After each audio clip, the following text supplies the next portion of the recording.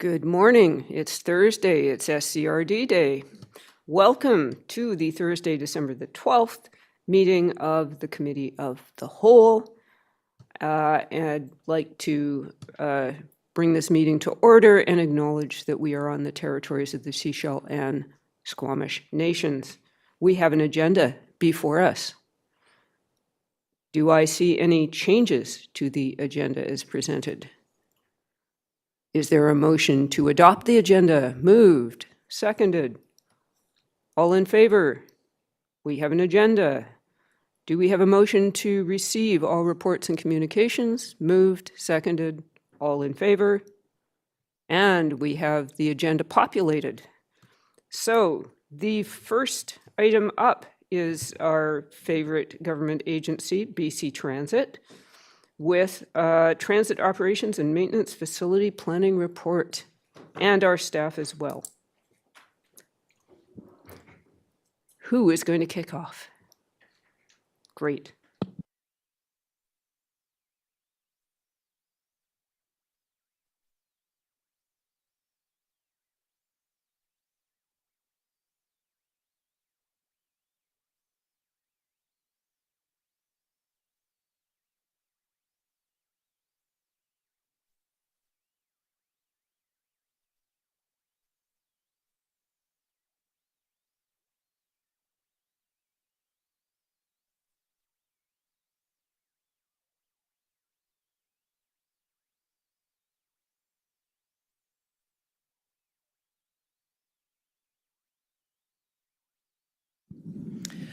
Good morning. Thank you, Chair. And I'm very pleased to be here this morning alongside my colleagues from BC Transit, Mr. Rob Brigma, Senior Government Relations Manager, whom most of you know well.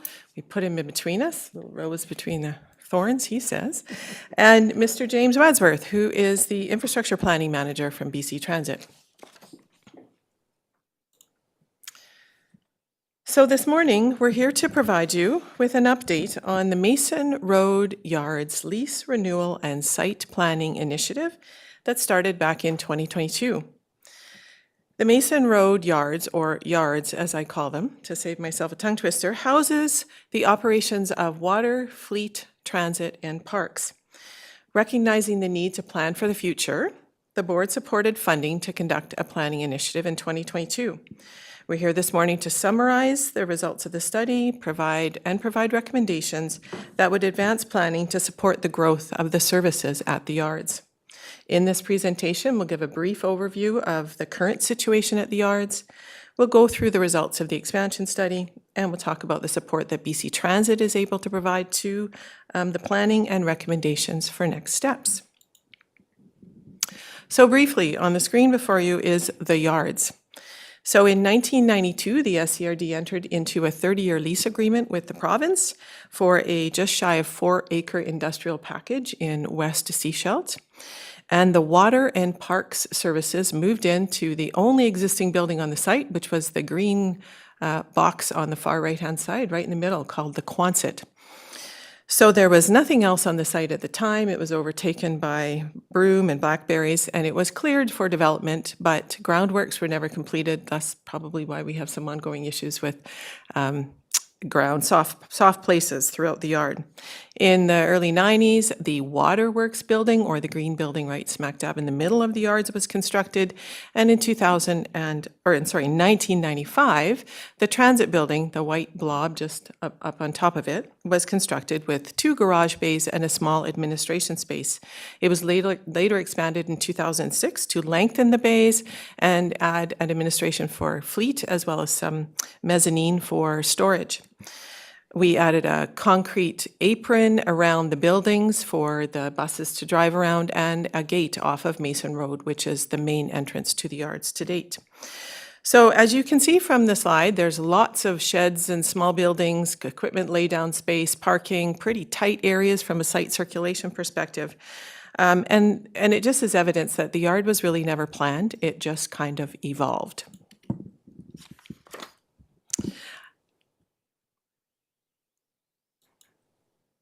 So I just want to take a second to highlight the garage because it's an important consideration when we think about the yards. We have a garage that services not only our fleet from a transit perspective, but also our corporate fleet. So within transit, we have 14 heavy-duty, medium-duty buses and another 3 light-duty buses. And within our corporate fleet, we have about 125 vehicle-type fleets ranging from trucks, as you can see in the picture, to fire trucks, to Zambonis, to Skidoos, you name it. And they're all serviced at the garage. And you can see that the garage, built in 1995, is beginning to show its age. It's small, it's narrow, the bays are close together, the ceiling is low, and it just is, it speaks to the efficiency of the services that can be provided at that facility. It went the wrong way. So we have aging buildings, aging infrastructure, we've got site capacity, we've got garage challenges, and now we also know that we are transitioning to electric fleet. Both BC Transit and SCRD are committed towards that. BC Transit for a full electrification of the fleet by 2040, and we know that the infrastructure at the yards will not support the full electrification of the BC Transit fleet. You've seen this slide before, so it's highly likely that parks and water services will experience some modest growth over the next 20 years. However, the anticipated and planned growth for transit does create immediate and long-term challenges at the current site. And this past September, the board supported a transit improvement program or 3-year priority that has an increase of 15,000 hours over the next 3 years, plus more buses to the site. And we know that within the Transit Future Action Plan, we will see that double by the year of 2038. So clearly, we're at a critical juncture that we need to plan for growth.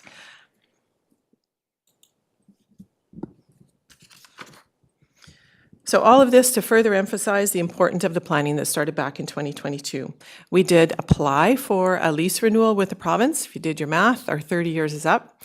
We are waiting to hear back from the province. They have a significant backlog in their lease renewals. So we're not anticipating any challenges, but we haven't had formal approval yet. And so again, the board approved some funding for a study, and BC Transit, recognizing the importance of this planning from a transit perspective, agreed to collaborate with us and cost share with us on an important study.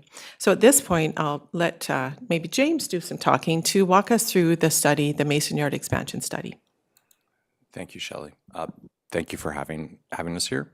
And as Shelley's noted, we did contract a consultant to help us engage all of the different services or users on the site, so we could understand what are the space needs that we need now and into the future in 20 or 25 years. And so we looked at what the transit and fleet requirements were, parks requirements, utilities. We captured what we needed to do for 40 and 60 buses on the site and expansion of the parks and utilities area.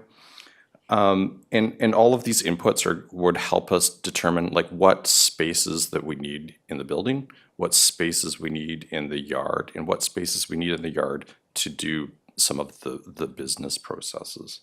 And as we were doing the study, we wanted to look at 2 options. The first being, what if all of the services were on the site? How much space do we need in the buildings? How much land do we need?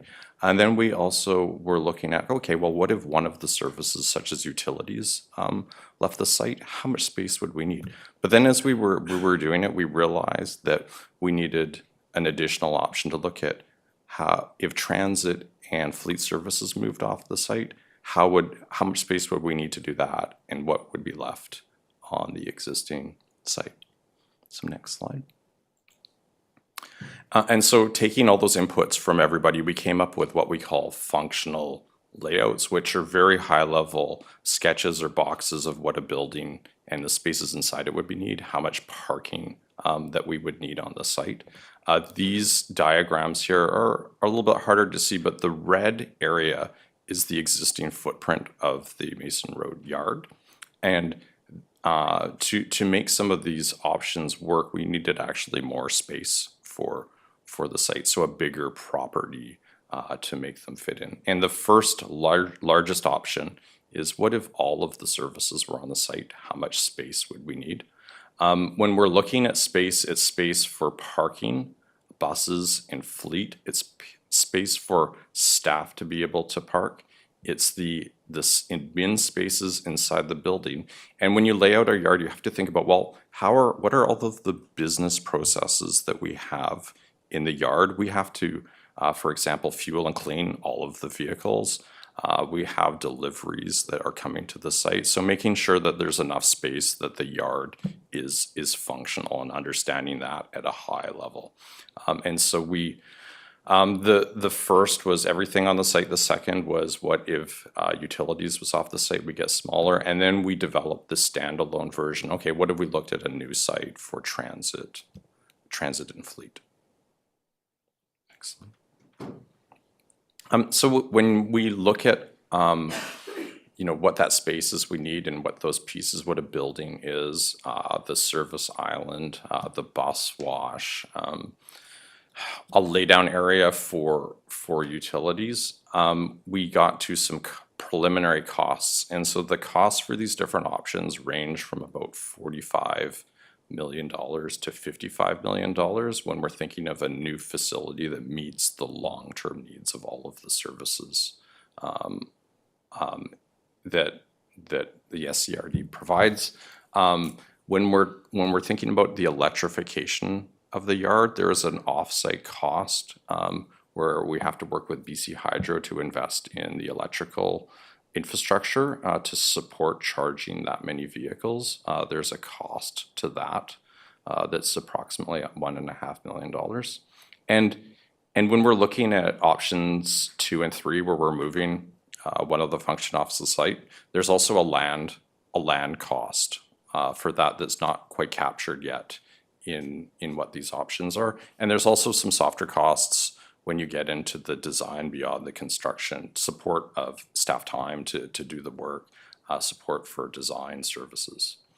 And another thing that we're trying to plan for is we know that there are going to be new funding programs from the federal government. And so it's developing plans and understanding what it is that we need to do and be ready for future funding opportunities.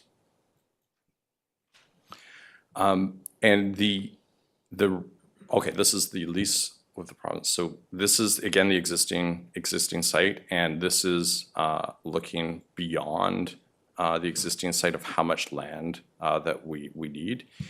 And when we're looking at this land, we know there's some topographic challenges. Even on the existing site, it is not quite level. So there would be some costs to leveling the land. And initially, when we were looking at scenarios, we had talked to the province, is the land to the east of the existing facility available? And at the time, they were open to the idea. But in checking back with them, at this time, they do not support the SCRD or BC Transit acquiring this land, as they need to keep it for strategic aggregate reserves. And so that led us to a recommended option that we want to continue to plan for, which is the next slide. And so this is the recommended option, which is looking for a 2-hectare site to support a future transit and fleet facility, and then parks and utilities would remain at Mason Road. So it's important to remember that when we're looking at this option, there might still need to be some investments in Mason Road Yard to support parks and utilities in the future as well.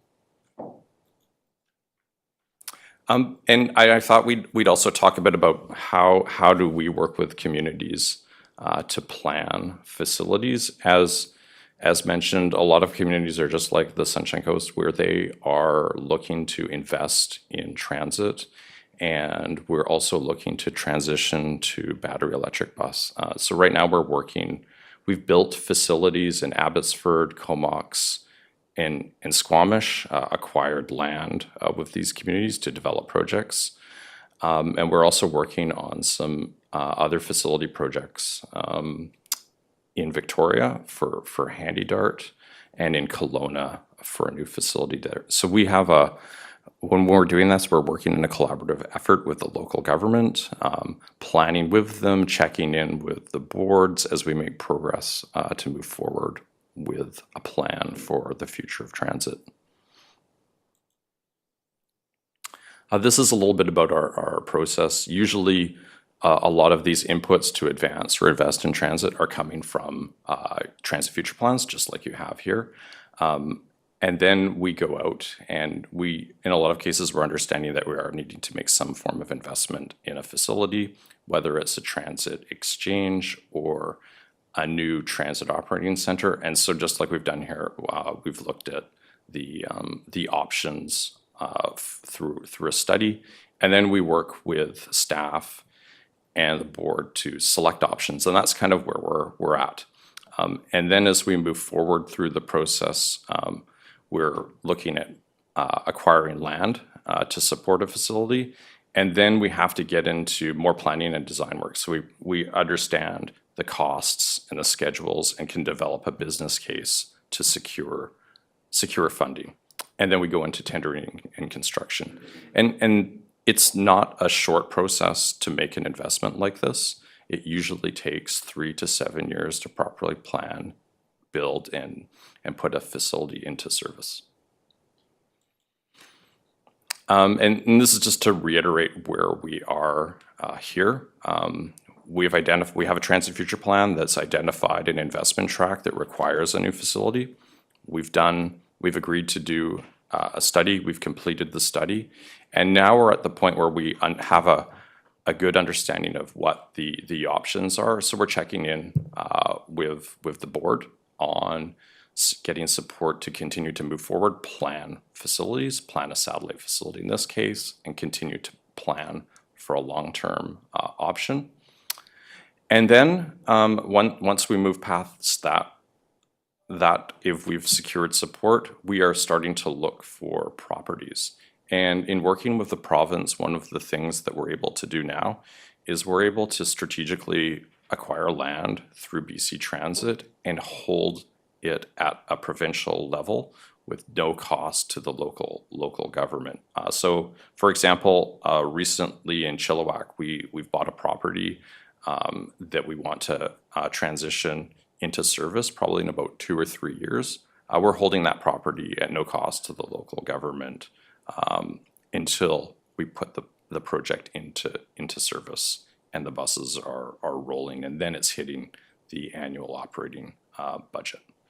And so at the same time, when we do that, we develop an MOU for the next steps so that we agree that we're going to submit a business case for funding for construction of the facility. And then once we've secured provincial and federal funding, then we're putting a project agreement together to actually build the facility. So those are the future steps that we would be looking at, are looking at property, holding on to that property at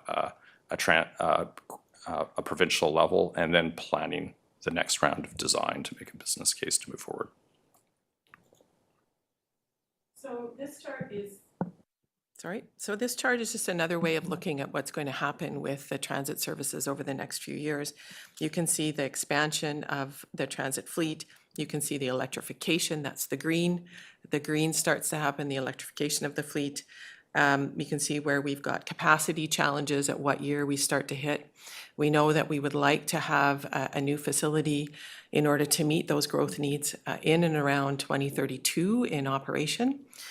So it just speaks to, again, what plans do we want in place? So staff are recommending that we need to address both the immediate priorities as identified by the first big red star on the previous slides.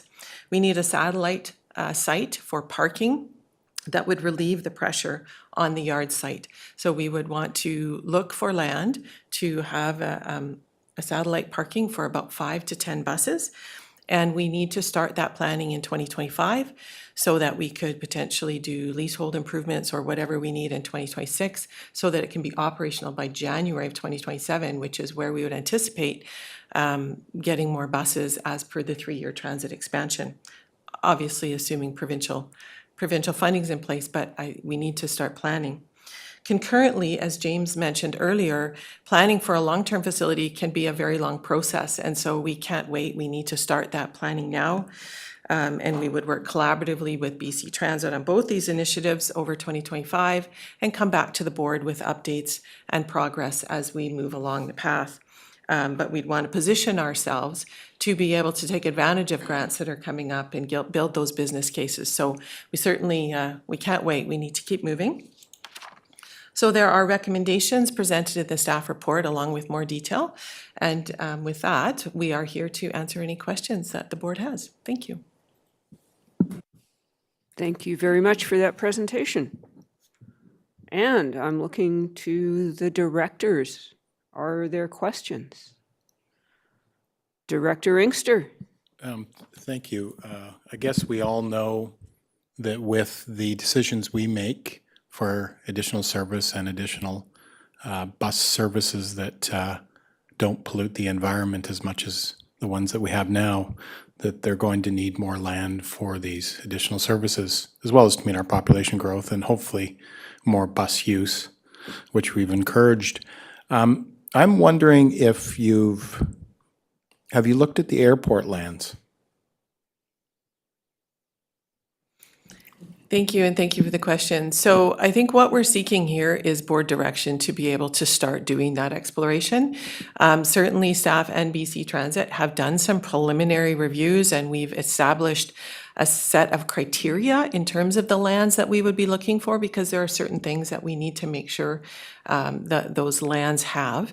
But really, we have not done a deep dive because we're here today to present the results and get support in principle to begin to do exactly what you're suggesting. Thank you. Thank you. Director Stanford. Thank you, Chair. I kind of following on the same lines, is there an ideal geographical area on the coast for a centralized transit? Is Mason Road good for where it is, or is there better, like location-wise or proximity-wise, is there better areas that may work better than others?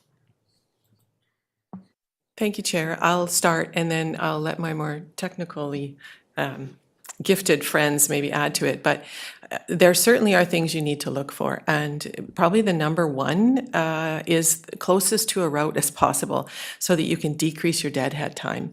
You want relatively flat land, you want serviceable land. So, there's definitely things you need to look for. I don't know if you guys want to add to that. Yes, yeah, I think you're hitting on the key ones. You're also, is it zoned properly? Are there appropriate neighbors adjacent? Now we're thinking about, well, how does this work with the power availability? Looking through it through an environmental lens. And sometimes maybe you're saving on deadheading, but potentially the cost of the location leads to higher costs, higher financing costs. So it's a whole matrix of things that we need to look at and then come back with some recommendations on. Thank you. Director White. So I know this is just looking for general direction at this point, but generally, are there opportunities to consider and pursue through partnerships with other organizations? And the big one, obvious one I'm thinking of, maybe the only one really, the only opportunity would be the school district, who are also looking for the same kind of thing for, they've even been approved, I understand, to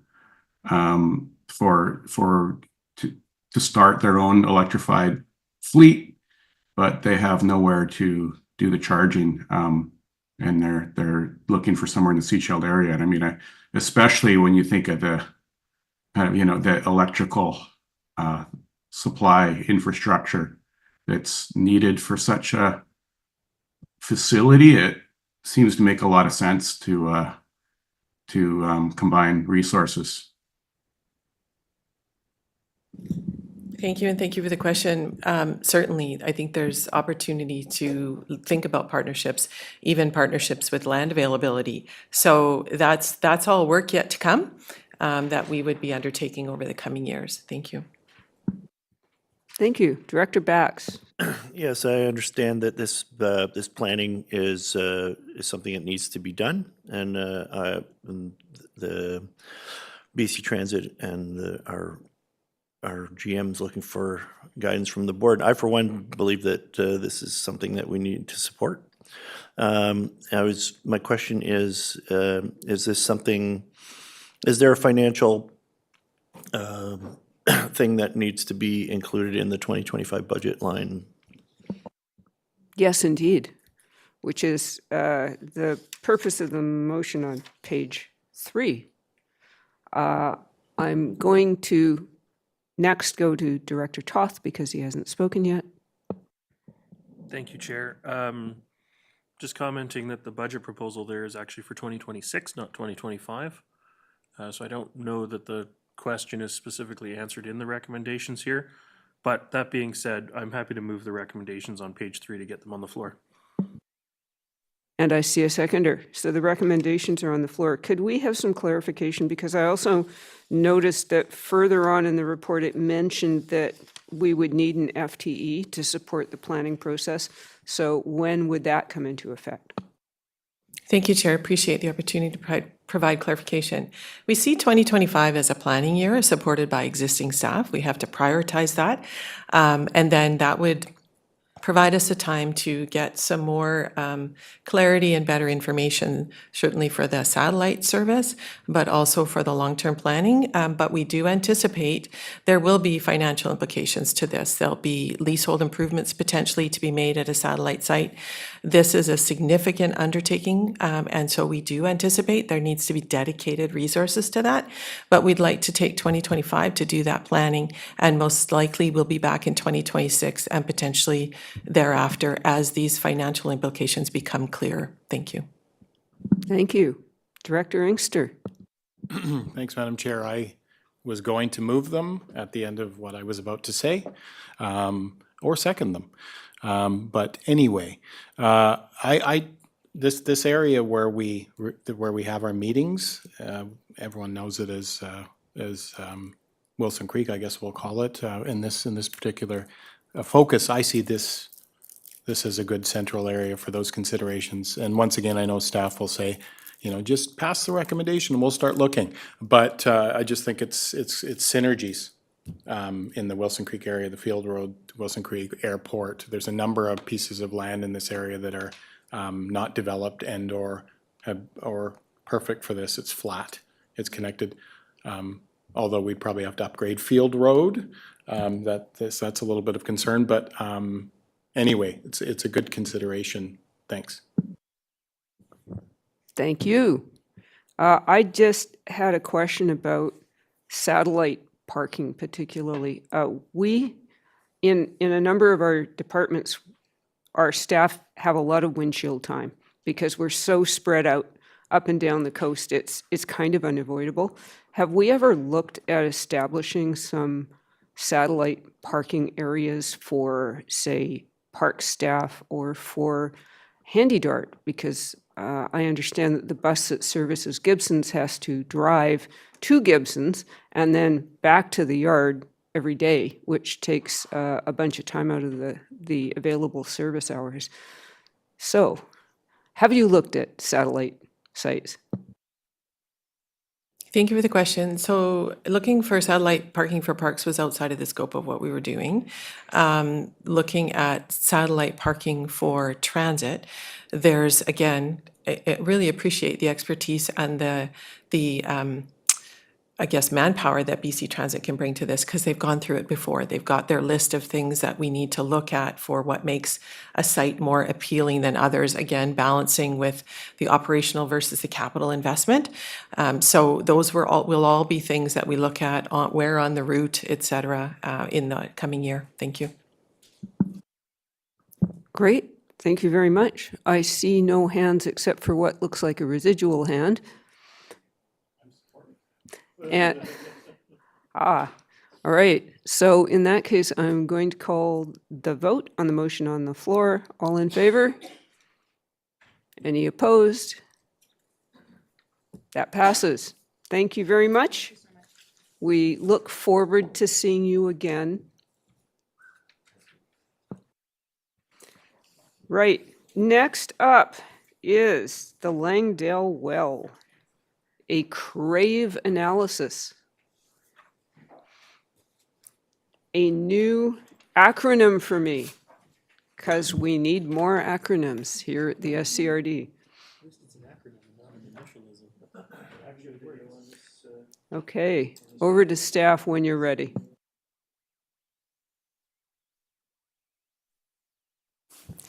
Good morning, Chair. May, the voice in the back. Thank you for the introduction. We're here today to present the results of a grave study. You might be wondering, before I hand it over to the consultant and our manager Waldorf, is why did we initiate this project? A grave study is a type of study that is not uncommon to do for large infrastructure projects to optimize the cost and the benefit of a project. And last year, the board clearly indicated their concerns with the price tag of the proposal that the design presented at that time to the board. And staff took the opportunity to, with the funds available, to initiate the further design work on the Langdale well field with an optimization study to confirm if the maximum 70 liters a second and the proposed $23 million price tag associated is indeed best bang for the buck for the SRD. And so that's the purpose of the study that we completed and the results presented today. And hereby hand it over to Joel to lead us through the presentation.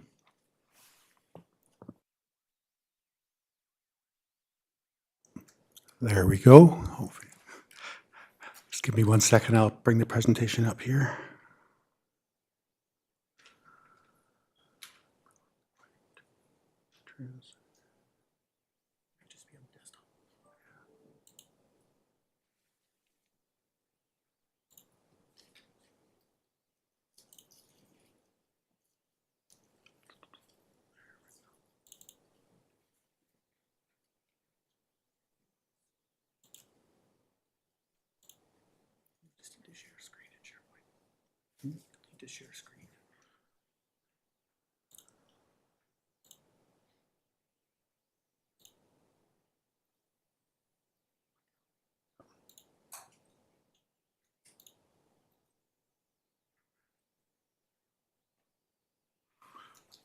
Okay.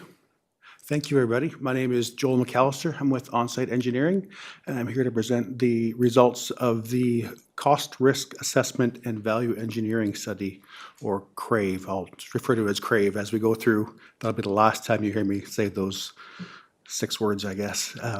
But it's the CRAVE study that we worked on with staff here over the last several months. And yeah, just going through the results of that.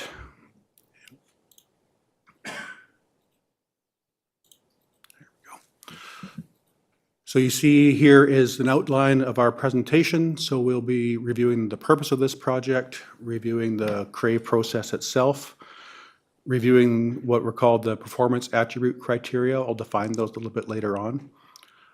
Going over the outcomes of the CRAVE and a summary and findings, and then at the end we'll take any questions. So the first part is just the purpose of the study. So, why were we doing this? And Remco explained already, but is looking at a best cost benefit option for integrating the new Langdale wells, which were drilled a couple of years ago, into the Chapman water system. You'll see in our presentation also another acronym. Chapman water system is abbreviated as CWS. And there's a need to assess the alternatives to improve the Chapman system, building redundancy, alleviating the deficit of water deficit when the source, Chapman source, is not available, and lessen the reliance on Chapman Lake and Edwards as the primary drinking source. So that's the purpose of the study and why we did it. So just an overview of the CRAVE process. So this was a fairly intensive process that we went through several meetings with staff. You see there kind of in boxes the 3 workshops that we did. Those workshops, most of them were actually spent over 2 days. So there's probably a total of 6 workshops we did. The first one, we basically brainstormed and went over a bunch of different options to get Langdale water into the Chapman system. And I think we had about 10 of them at that point, at the beginning, and we went through, looked at advantages, disadvantages of each, and that's in that step 2 qualitative assessment. And through that, we narrowed it down to 5 options. We call them alternatives in the report.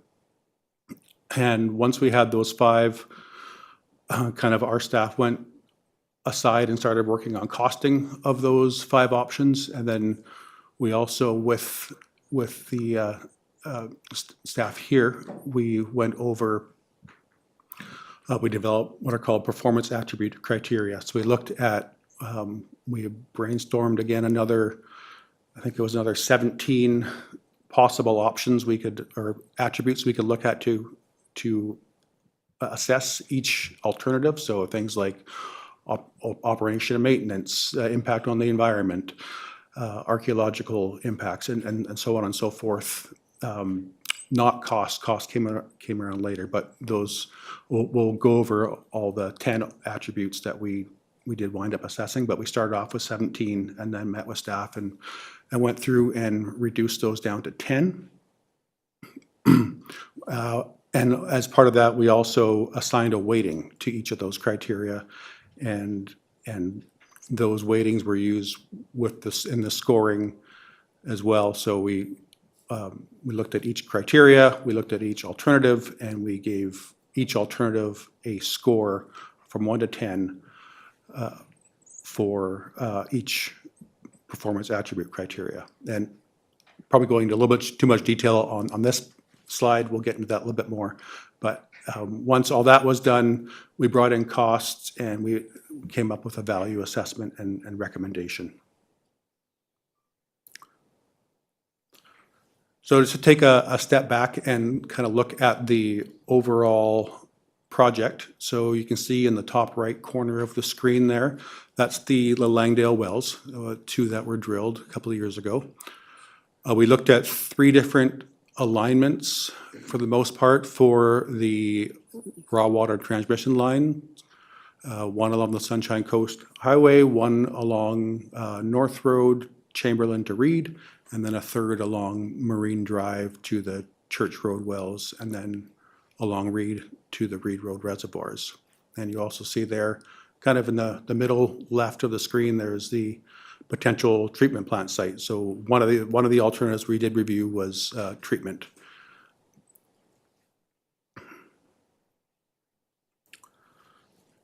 So I mentioned we had narrowed down the alternatives from 10 or so to 5, and we have 3. We call them BA, so blending alignments. So we're looking at blending the Langdale water with the rest of the system's water, with the Chapman water. We looked at sequestering, that's the S alternative, and that is adding a sequestrant to the water to kind of bind up the iron and manganese that's in the water. And then the treatment is the treatment option, and that was to basically remove the iron and manganese from the water.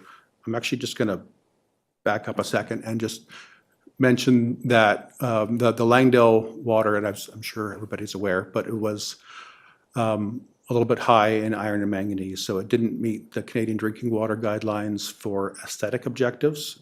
It met the maximum, it was below the maximum allowable concentration for iron and manganese, or for manganese. There is no maximum allowable for iron, but there was, but it was, for both of them, it was below the aesthetic objective. So it's It's something, it's safe to drink, but there might be complaints with taste and odor issues with the water. So that's why we're looking at treating it or blending it to reduce those concentrations. Option BA1, probably is best, instead of just kind of looking at this table here, it's probably best to look at the figure, the next slide here. So alternative BA1, the water main goes from the Langdale Wells along the Sunshine Coast Highway and makes its way to Reed Road and to the Reed Road Reservoir site. And this option is about a little over 5 kilometers, and it's got, of the various options we looked at for the alignments of the water main, it has the highest, it's called static head. So it has to go up over the highest point of land. So we need bigger pumps to be able to pump it up over that high point of land. And so we would need bigger pumps and bigger generator and everything like that at the Langdale well site. Alternative BA3, BA2 was eliminated in the original kind of filtering out of the alignments. So BA3 goes along North Road, and it also makes its way to Reed Road from north to Chamberlain to Reed and to the Reed Road Reservoir site. Both options also have a new reservoir at Reed Road. I'll mention that as well. And this one doesn't quite go up as high. It's about 30 meters less. So there's the pumps that are required at Langdale, a little bit smaller, and the electrical works at Langdale will be a little bit less because of that. But the water main is a little under a kilometer longer. Some of the advantage of this one is I know the SCRD has some additional water main upgrades that are scheduled along North Road, so we could piggyback those two projects together. That was one of the big advantages of this alignment. And then the next alternative was BA6. So it would take water from the Langdale wells and it would go along Marine Drive and make its way to the Church Road wells. And then from there, it would integrate with the Church Reservoir and chlorination. Have to do some upgrades to those and to the pumps at Church Road as well. And I would pump along Reed to the Reed Road reservoirs. This one is quite a bit shorter, so that's just over 3 kilometers, just because it only goes along Marine Drive to Church, and it would go along that existing main along Reed Road to the Reed Road reservoirs. So it's just 3.3 kilometers from the Langdale site to Church Road. Yeah, there'll be a lot of upgrades required at Church, and Church was, recently constructed, and so we'd have to kind of undo what was done recently, and then put in new pumps and everything like that. So that was kind of one of the disadvantages of this option, but it is a shorter one, and also it has the least elevation gain, so you need the smallest pumps at Langdale wells for this alternative. The next alternative we looked at was alternative S1, so this is sequestering. So this follows the BA3 alignment, so the same alignment along North Road to the Reed Road Reservoir site, and then at the Reed Road Reservoir site, we would add a chemical dosing building, which would inject a sequestrant into the water, which would bind up the iron and manganese for a period of time. It would bind it up for a few days, and then the sequestrant would kind of lose its effectiveness, and then the iron and manganese would be able to come back out of solution. And so it's very similar to BA3, except we're adding a treatment on the reservoir, just after the reservoir before it hits the distribution system. And we selected this location to do the sequestrant to maximize kind of injecting it at the very last point before it hits the system, because it has that limited lifespan. So we don't want to have it kind of sitting in a reservoir for days and not and losing its effectiveness. And then alternative T2, so this is the treatment alternative.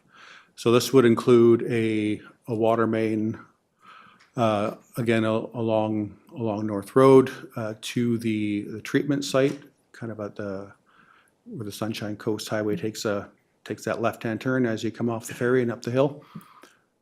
And so there would be, at that, we'd have a raw water reservoir that the Langdale wells would pump into. There'd be a booster station that then pumps that through the treatment plant. And it'd be chlorinated as well and into a treated water reservoir. And then it would be the treated water line would come out of that and down the highway and connect at Reed Road. So the total length of the water main is 4.1 kilometers, and it does have that high static head, the same as BA1 did, because we're going up to the high point there of the land. So those were the 5 alternatives we reviewed. And then I mentioned earlier the performance attribute criteria. So we initially had identified 17, and we met with staff and went over all of them and kind of narrowed them down to these 10. So operation and maintenance, operational cost, that's different from capital cost, which comes in a little bit later on. Expandability, so kind of the how easy it is to expand and add in other sources. The finished water quality, construction, so construction impacts and how easy it is to construct.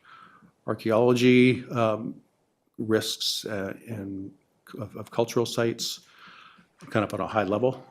Environmental impact, looking at streams and vegetation as for each alignment and an option. Land tenure, ownership, and permitting, so things like MOTI permits or environmental permits, that sort of stuff. The ability to combine with other projects already identified, so I mentioned the North Road water main a little bit earlier for BA3, and then the hydraulic impacts of the system. So those were the 10 performance attribute criteria. So I'll throw another acronym out and call them PACs that we evaluated. And what the CRAVE process did is we took each of those and we compared them against the other. So we would look at operation and maintenance versus operational costs, and we'd go over the staff, which one is more important, one or the other. And the one with more important would get 1 point.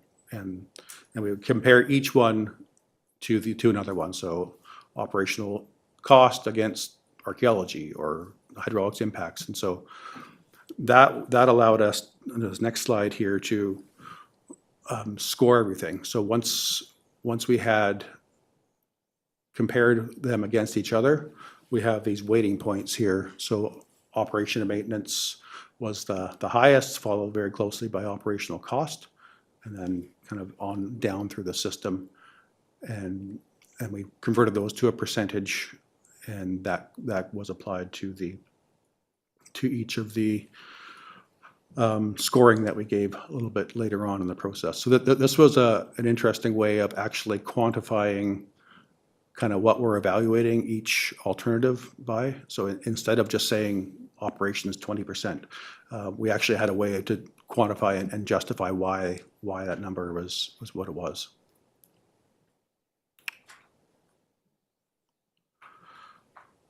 So we looked at, sorry, I'm just gonna, okay.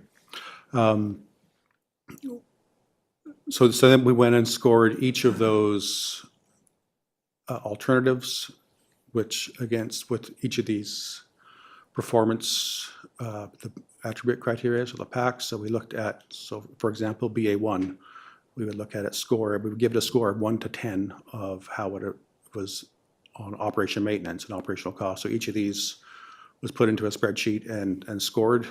Each alternative was scored based on each of these 10 PACs. And then that was multiplied by the weighting to get a total score, which is the total performance rating that you see here. So BA1, BA3 got the highest total performance rating of 1100, followed by BA1 at 1047, S1 at 931, T1 at 838, and BA6 at 687. So we then took those total performance ratings and divided them by the cost. So we looked at each of the 5 alternatives, and we developed cost estimates for each of them, which included Langdale wellfield upgrades. So if some had a more expensive pump system because they had to pump up higher, it was cost a little bit more. The raw water transmission mains, so we looked at total length, how much asphalt needs to be restored, the depth of the asphalt, if it's on the highway is less than if it's on North Road, that sort of thing. We looked at site upgrades, and each alternative had sort of different upgrades. So BA1, 3, and S1, the site upgrades were at Reed Road, putting in a new reservoir, and in the case of S1, adding in the sequestration. BA6 had site upgrades at Church Road, and T1 had a new treatment plant up at Stewart Road. And we also included a treated water main that was only for T1, and then ancillary costs, so engineering, environmental, archaeological, permitting. We didn't include in our CRAVE analysis, we didn't include contingencies because that would be like a 30% contingency across all the items, so it doesn't affect the scoring. Although in our conceptual cost estimates, the unit rates we used, we did kind of err on the side of being high for those unit rates for just be conservative.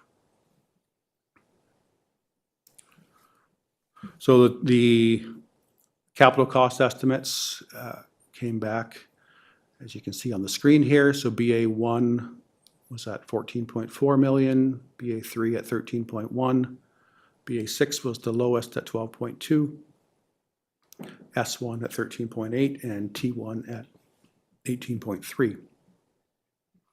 So then how it worked is the total score from here was divided by the total cost for each option to get a value index. And so BA1, if you recall, had the highest score, or sorry, BA3 rather, had the highest score, and BA1 had the second highest score. But BA3 was less expensive than BA1, and so that kind of gap got a little bit bigger between the two. So BA3 has the highest value index at 84, followed by BA1 at 73, S1 at 67, BA6 at 56, and T1 at 46. So that is, I guess, yeah, so that's so I think from the analysis we've done, BA3 comes up as the kind of the highest ranked option, and BA1 would be the second highest one. I think that's all I had for the presentation right now, so I guess we'll take questions. Thank you. And if you could stop sharing, that would be great. Oh, look, there are questions. I'm going to Director Bax. This is an impressive document. I really like the way that you've scored the different aspects of this. I have some questions about how this can tie into Hopkins Landing, and another question about how we can expand this wellhead further into Area F to supply water towards in that direction in the future. Also, I know we have an awful lot of irons in the fire right now, so I'm not sure about the timing of this particular project, but I do agree with the BA3 being the most attractive option. Do you want to take was a possible tie-in to Hopkins considered? And thanks. Over to staff. Yeah, through the chair, when we were considering the ability to expand and also the ability to access other water supplies and synergy with like future projects that we may or may not have in mind, that was weighed in when we did the scoring. Although the future of Hopkins is still a little bit uncertain, staff did have that in mind while we were considering the options. Director Stanford. It's okay. It's your area. You can go first. I'm not sure. I'm beginning to think it's Director Bax's area. A number of questions I had were around how Hopkins ties into this. A comment, I'm really glad to see BA6 way at the bottom, because the idea of trying to speak to the community around Church Road that everything was going to be ripped up again. I was not looking forward to that, as well as the idea of Marine Drive. Trying to find some space along Marine Drive where we could put yet another pipe or piece of infrastructure was going to be insane. So I'm really glad to see that BA3 came up on top. I'm hoping that we can get more details on water, taste, and the aesthetic values, because one of the things that I've seen common along the coast is our value of our own water quality. We take that very seriously, and we're very proud of our water, taste, and quality. So what is the best option to make sure our water tastes as good as coastal water should taste? Like, what of the three options that does provide that assurance?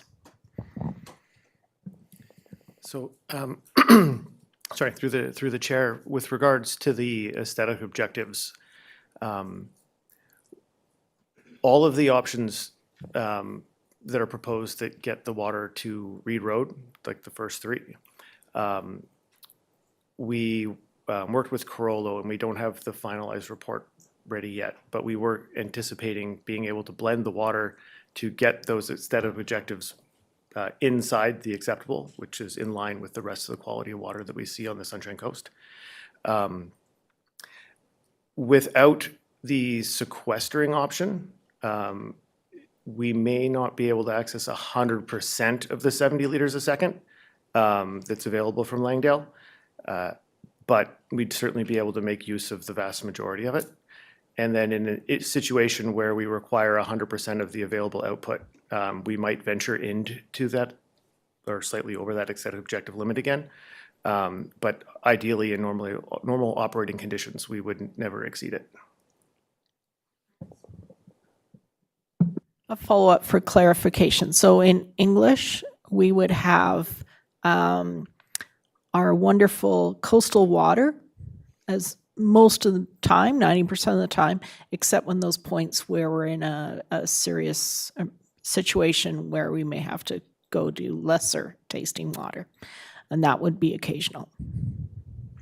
Yeah, I think that would be a very exceptional circumstance. Yeah, I could see that if we had a big fire, for instance, you'd just want to pump everything through as fast as you could. Director Inkster. Thank you. I'm really glad to see this report. I can't recall when we said no to the high costs of the previous proposal that we said do anything else on this project. So I'm assuming staff just got stubborn and said we're going to look at options on this additional well because we will probably need it. I'm looking at the methodology that was presented, and I'm hoping that as the reports come forward I'm assuming a couple of questions, Madam Chair, is I'm assuming the value is ranked out of 100. I'm not sure.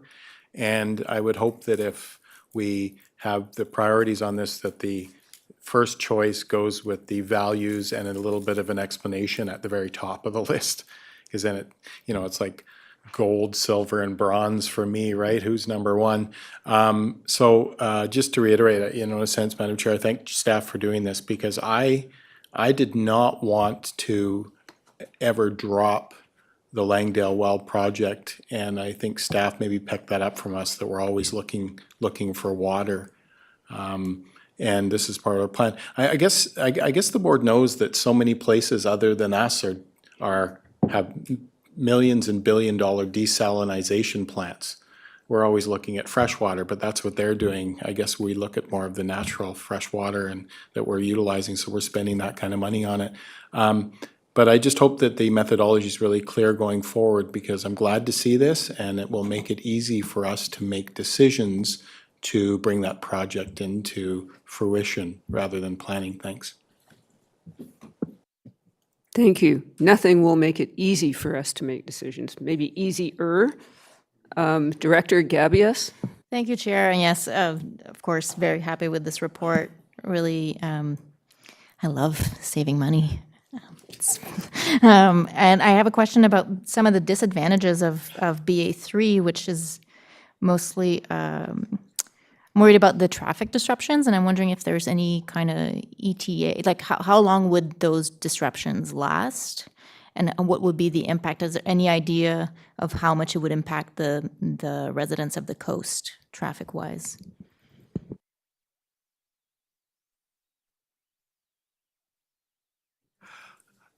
So BA3, I think it had a little over 6 kilometers of water main, and do the math in my head, but it's typically we would expect contractors to put in about 50 meters a day.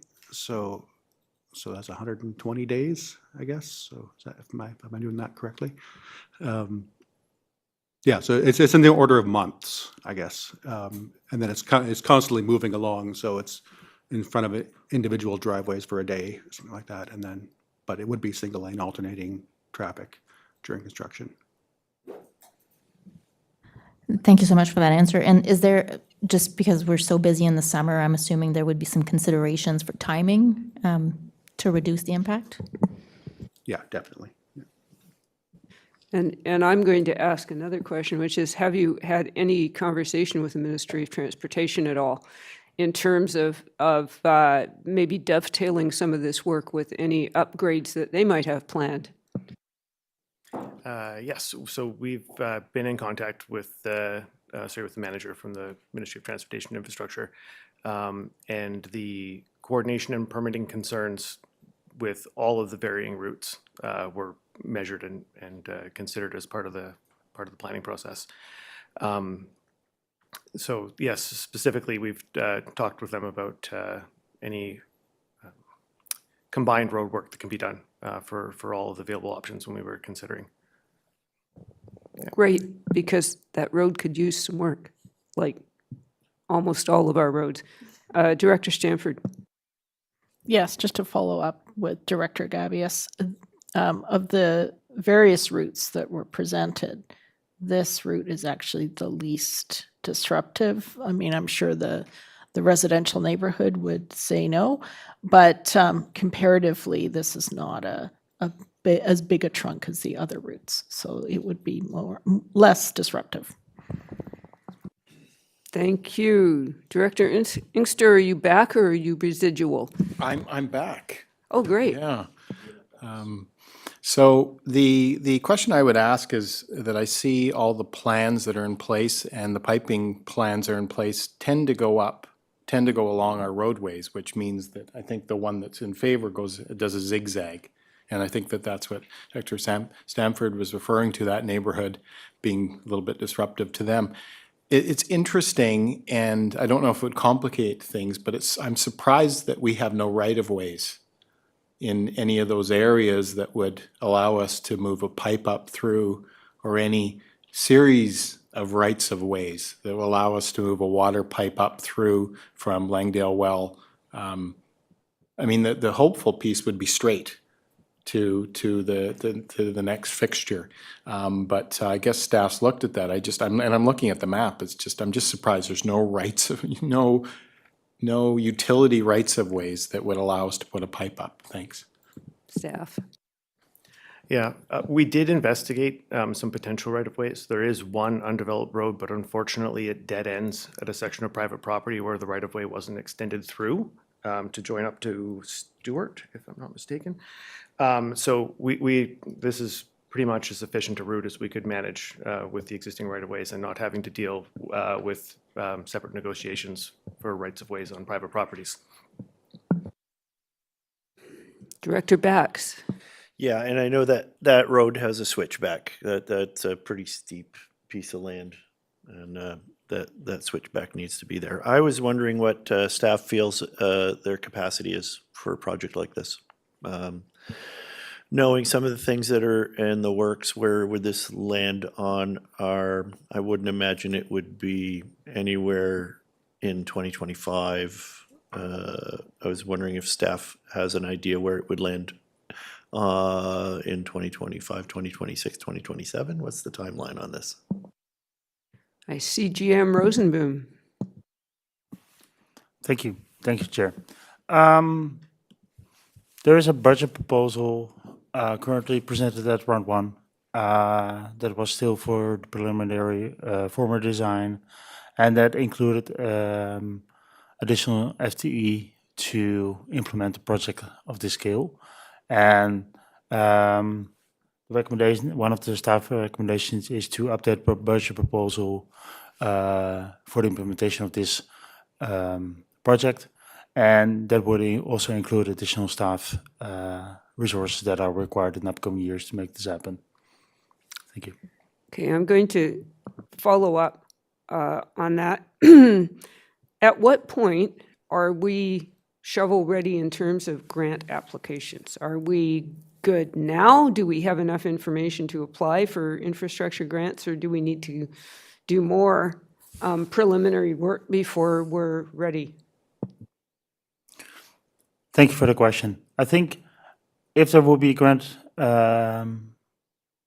available to apply for, I think we're currently at the stage that we would be able to submit a grant application. Would depend, of course, a little bit on the nature of the grant and what their requirements are. But I think we have detailed enough confirmation of the infrastructure required and the cost to successfully compile an application. Thank you. Thank you. Director Toth, I haven't heard from you yet. Thank you, Chair. Just hearing some of the comments from directors, that we're really not here to micro design this project today. Sort of at a high level, broad strokes, I'm supportive of seeing this go to the budget process, which is what the staff recommendations say on page 15. And so with that, I'm going to move those recommendations this morning. Thank you. I see a motion and a seconder. Thank you very much. All the hands have disappeared magically. This is great. Yes, no, it looks like a good project. It looks like the best option, I think everybody says. So I'm calling the question. All those in favor? Wonderful. Any opposed? No one's opposed. We're all happy.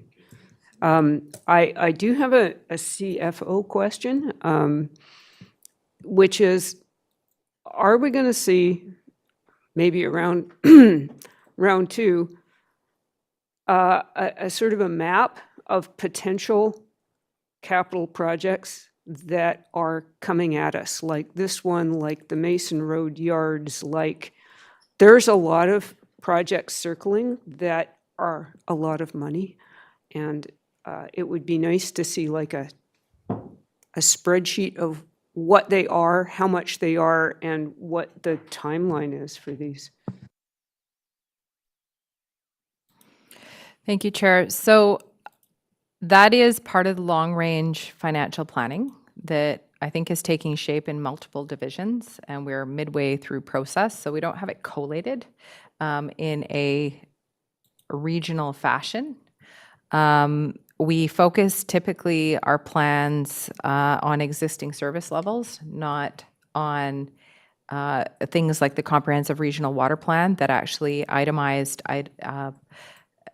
expenses that we do in future years. So that is what we're focusing on in these two presentations here today. And so Langdale is just part of one of those facets. I do know that staff are working on, for water in particular, a report to update prior to budget on January 9th that will give a little bit of an outline for water. But I appreciate the request for future plans going forward. I think what's unknown at this point, especially with transit, is what model that will take. For instance, we don't know if it will be through a lease arrangement or if it'll be upfront capital costs. So there's a lot of unknowns. So we'll strive to do that. I think that's what all regional districts struggle with, is how do we collate all of these items and forecast it for each of the service participants, because it depends who participates. So there's lots of discussions about that with regional districts, especially with long-range plans. So we'll look to try to provide a capital summary, but the forecast will be difficult. Thank you. I think we finished this agenda item. I'm going to suggest that we take a 5-minute break before we move on to volumetric billing structure update. So if we can return at 10:47.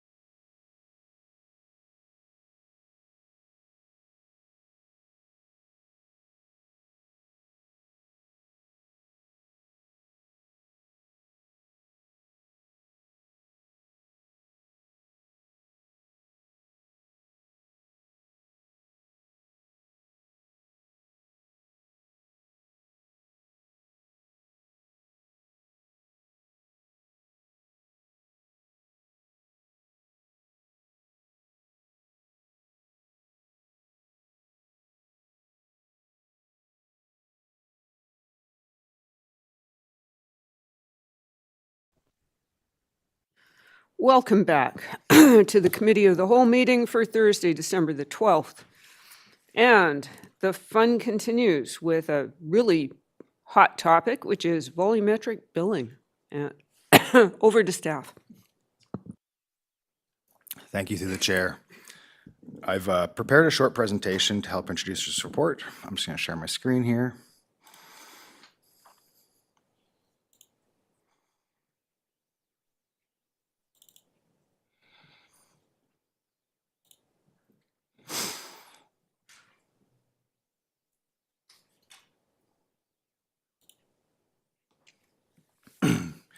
So the report today presents two methods to implement the rate structure as directed earlier this year. The first thing I'd like to do is draw your attention to the similarities between the two rate methods that we are presenting as options. Both methods align with the gradual rate structure that was recommended by the consultant and utilize an 80-20 split of fixed charges and volumetric charges. So I prepared a simplified example to help just make sure we're all on the same page with what that means. In this example, we have $1 million operating budget and 1,000 customers. A flat rate in this scenario would be $1,000 per customer, and that would collect the revenue of $1 million. Under both the methods that we're discussing today, the fixed charges collect 80% of that $1 million revenue, so that equals $800 per customer in this scenario.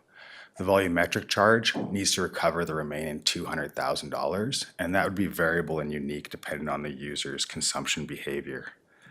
One of the key features to recognize here, in both the methods that you're selecting from today, the minimum charge is that 80%, so $800 regardless of which method you have. Next slide here is to discuss what's the difference between these two methods. The base rate method, sorry, the mouse there, I've color-coded this so you can align it with the previous slide. The base rate method allows for a consumption allowance for each customer. So we've got 4 different consumption scenarios here under each method. In the base rate method, the first 500 liters per day is included in the fixed charge, and we only bill volumetrically for consumption beyond that threshold. In the fixed rate method, every unit of consumption is charged for, and what that means is that there's more volume to charge for. The fixed rate method has a lower volumetric rate, a unit cost per water, just inherently because of that. This threshold can be adjusted over time to compensate for behavior changes. So the big question I'm sure is on everyone's mind is, what is this going to look like for the user on their bill? I prepared a table here on the slide, and this shows a range of consumption scenarios. It also shows the base rate, the fixed rate methods, and then a flat rate method. I just want to highlight that the flat rate method here is the $1 million hypothetical revenue target divided by 912 connections. This is the number of connections in South Pender Harbor. We don't use exactly a flat rate method currently. We use a hybrid method where some customers are metered and billed volumetrically and others are flat rate. So this isn't exactly representative of our current method, but it provides a comparative example of what the base rate and a flat rate would look like. One thing I'd like to draw your attention to here is that the base rate method provides more cost certainty for the low volume users, and it provides a stronger conservation signal because of that higher volumetric cost per unit of water for the high volume users. If someone's using under the threshold of 500 liters per day, which is what we've assumed for this model, their cost is consistent and they know what they're going to pay. I've also highlighted the maximum 5-year average consumption in the South Pender Harbor just to provide context of where users' range lies.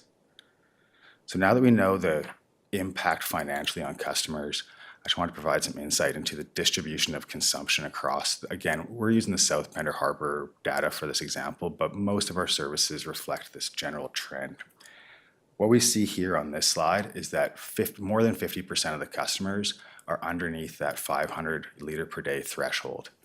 That red line represents 75% of customers. So 75% of customers are under 1,000 liters per day. You can see that distribution peters out. On the far end, we have anyone who uses more than 2,500 liters per day. Across the last 5 years, there were 48 accounts or customers that used that volume of water. That's 5% of all users. This is the distribution of financial impact. This is a simplified analysis comparing the current method, which is a hybrid method. It's not exactly a flat rate. But if we were to go forward with this method, what is the difference between the fixed rate method and the base rate method as far as an impact on customers? What the graph shows is the percentage accounts on the vertical axis and then a series of ranges of cost increases. The far left column represents that more than 50%, that bar goes above the maximum scale on this graph, unfortunately. More than 50% of customers will see a less than $50 increase.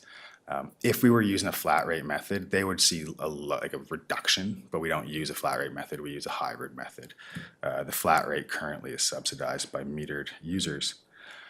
What I want to draw your attention to is the distribution of the base rate, the impact on customers aligns with the distribution you saw in the previous graph, which is the consumption distribution. So the fixed rate method spreads the costs more on the lower user end, the moderate users, I should say, and it has less of an impact on the high end users on the far side.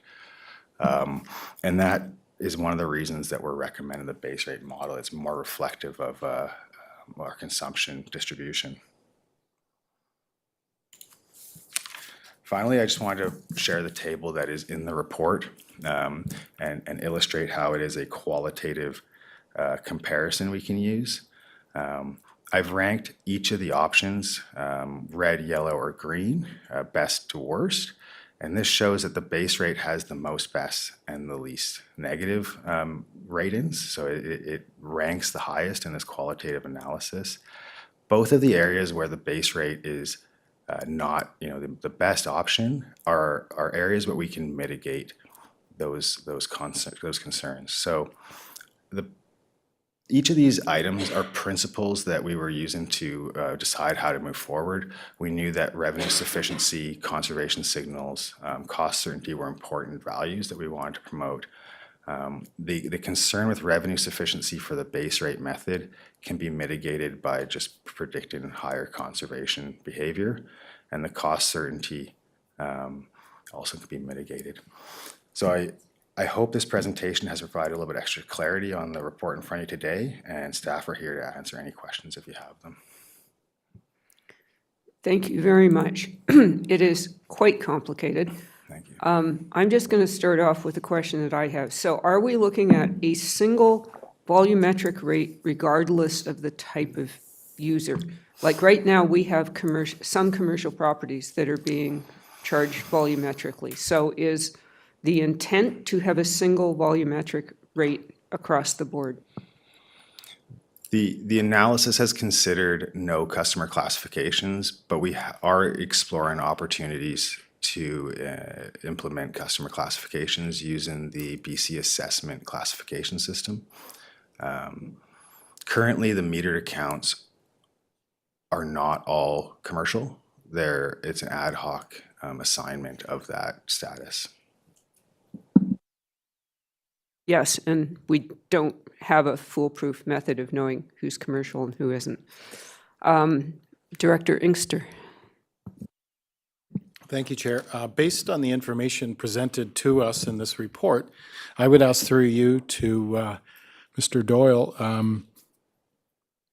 does this then mean that the average rate, once this program is implemented, will now go up another $200 per user based on the bill we're receiving?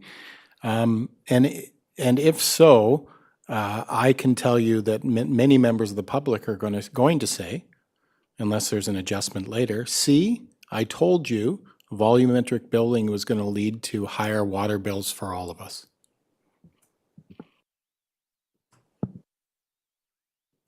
Thank you for the question through the chair.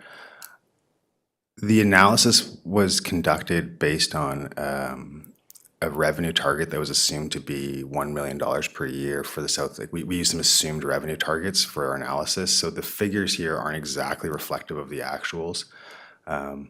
I I think one of the things you're highlighting is that the current system with the ad hoc distribution of metered accounts, not a very well documented and structured approach to that assignment of a metered account, has 5% of the accounts that are metered paying over 12% of the total revenue that's collected. And so the 95% of customers that are on a flat rate only have to generate 88% of the revenue for the system. Applying this structure as is a more fair and equitable approach, and it doesn't have a pick and choose who is metered and who isn't. Later on, there are many ways and options to adjust variables, introduce incline block and customer classes to better allocate costs appropriately as deemed fit. It is an improvement on the current system in many ways. The exact financial impact, it's hard to say for sure at this point. And part of what is going to inform that is the understanding of the behaviors that we see through the mock billing. As we see people adjust their behaviors, knowing that their usage will later be billed, we can then start to dial in the costs exactly. CFO.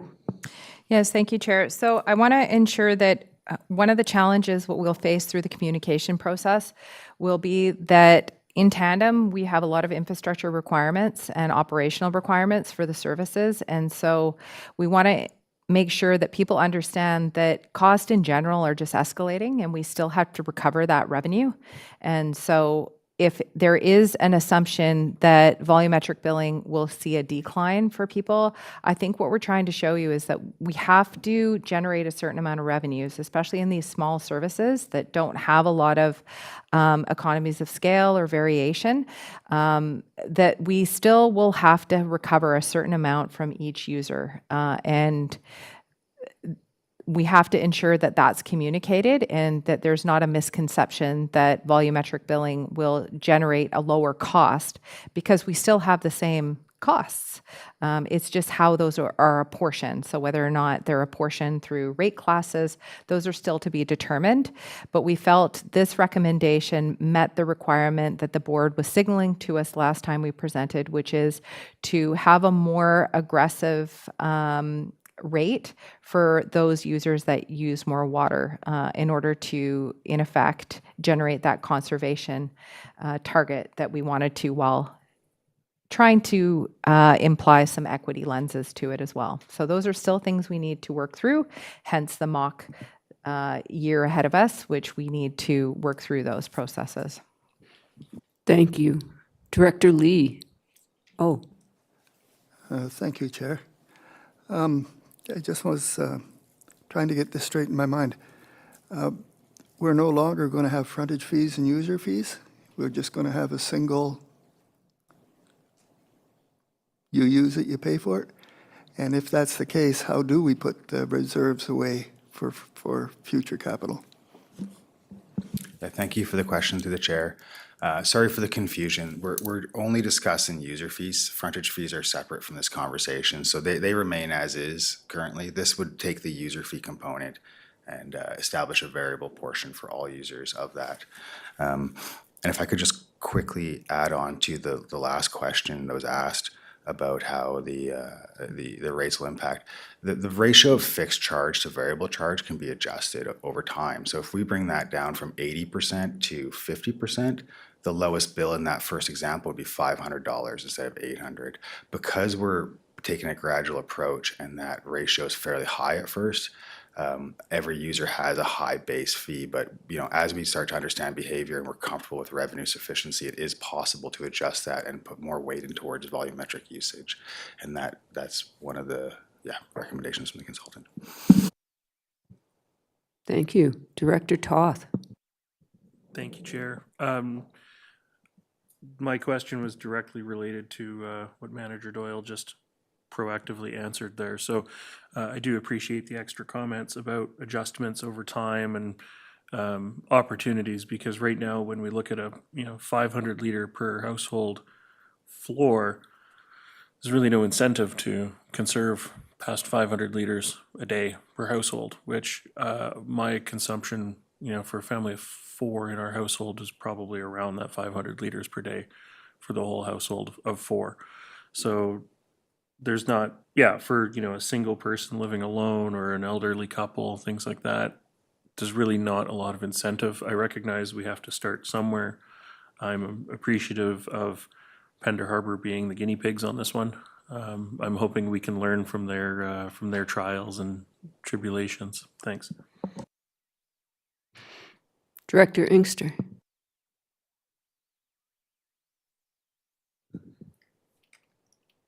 Okay. So the interesting part to my previous question is just that if we and as was mentioned by Chair Toth, the 4-person household, 500 liters. Perhaps he's more conservative than others. Maybe not. We're not. I'm assuming because he talks this all the time. But we have, if we look at our average household, I think it's 2 point something on the Sunshine Coast. So they slice that third person pretty thin. But it's an indication of how much use we can expect, and so. The board has said, Chair, that we need to get going on this. So we've asked staff to prepare a report, and we have to there's a number of decision points to get going on a number of projects and this volumetric. But we need a piece in place to make adjustments if in fact the people are consuming less. So we really need to start talking about that. I think everyone knows that the cost of living is getting larger for many of us. Although it tends to be grocery items, but I'm just concerned about the costs that we are asking the residents to bear. So on this issue, I'd love to figure out a system where we can adjust fairly quickly. Mock billing is a good example because it keeps saying it's just mock. We're not actually, this is what you would pay.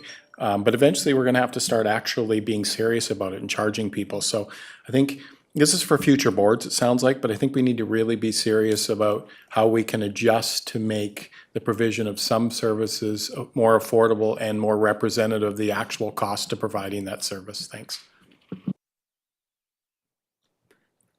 Okay, I'm going to jump in with just a couple of quick questions. All of this is mentioning annual usage, but our usage is highly seasonal, and I'm assuming the billing will be quarterly. So does that affect the picture? And then the other question I had was about atypical service connections, which I assume means things like more than one dwelling on a property or suites, or what does that mean? Thanks. Thank you for the question to the chair. To answer the first question, you're right. It's a great question. The analysis we've done looks at usage on a quarterly basis, and it's a lot more detailed than this. It gets complicated to present, so we simplified it to an annual basis. We absolutely are looking at quarterly behaviors and adjusting the rates based on that. So to your second point about atypical service connections, this captures a lot of different scenarios, whether it's multifamily homes that have a single meter, properties that have service connections for several homes, and then a meter on the property through a right-of-way for a subsequent connection. When we in the past installed service connections, it wasn't with the lens entirely of volumetric billing and how these service connection configurations will impact our ability to bill volumetrically. And now through the review, we've identified some that will present challenges, and we need to come up with solutions and workarounds until we can resolve the physical infrastructure. And that's what we're seeking out there. Thank you. Thank you. Director Bax. Yeah, I appreciate the work that's gone into this, and I'm really glad that this is moving forward. And we're going to learn an awful lot in the next year through this program. And on a personal note, I'm using under 200 liters a day, sometimes or 125 liters a day myself, but I do understand that we can't allow the system to go broke. We have to make sure that we maintain enough capital reserves to maintain the system. And I'm looking forward to seeing how we can adjust it to create an equitable system and hopefully seeing my bill go down. Thank you. Director Lee. Thank you, Chair. I was just checking out the use in North Pender, which I suspect is close to South Pender. And the 500, you'd be below that for 6 months of the year, but substantially above that for the other 6 months of the year. And so your opportunity for savings, if you're careful, is during those hot months, which is really the time when we want it. So I support that cutoff. It seems to make a lot of sense to me. Thanks. Great. Now, are there any motions circling? There are recommendations on page 57.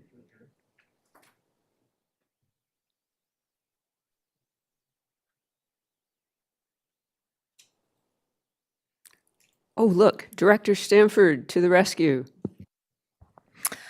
I'll move the motion as presented on page 57. Seconder? Yes, that's seconded. Thank heavens from Area A. Good deal. Okay. I don't see anybody else wanting to ask questions, so I'm going to call the question. All those in favor? And that passes. Thank you very much. Awesome. First step on the way. I look forward to seeing one of these mock bills. Perhaps, well, Director Lee isn't on the South Pender system, are you? Are you on the South Pender system, or you're on the North Pender system? Oh, good. You can bring your mock bill for a show and tell. Yes, I'd be glad to. All right. Next up is Recreation Programming Review. And over to staff. Thank you, Chair. The intent of this report is to provide the board with a summary of the completed 2023 Recreation Program Review. The purpose of this project was to review the current state of programming offered in the recreation facilities and identify areas of future focus and improvement. The project was completed within the established budget, and the recommendations and resources provided will be used to develop standardized framework for recreation program planning and delivery. Thank you, and we welcome the opportunity to answer any questions the committee may have. Thank you. And I am looking for hands. Director Toth. Thank you, Chair. No questions, actually, of staff. It's a good report. I'm looking at the staff report aspect of it, just on page 65 for those following along at home. The key findings of the review, I am glad to see that there's a high level of satisfaction with the programming that we run now. I think it says that our staff are in tune to what the needs of the community are on a fairly broad scope. Yeah, I wanted to compliment our staff and take this opportunity to say thank you for all the work that you guys do, because it's clear that the community does appreciate it through this report that we got. Thank you. Thank you. Director Bax. Yeah, no question. I just wanted to point out some exciting things that are going on in our recreation, in our partnership with the junior hockey. There's a picture on page 71 of the rink, and there's been a lot of changes going on there. And I've been to a game, and I'm going to another game on Friday, and it's a great night out, and I think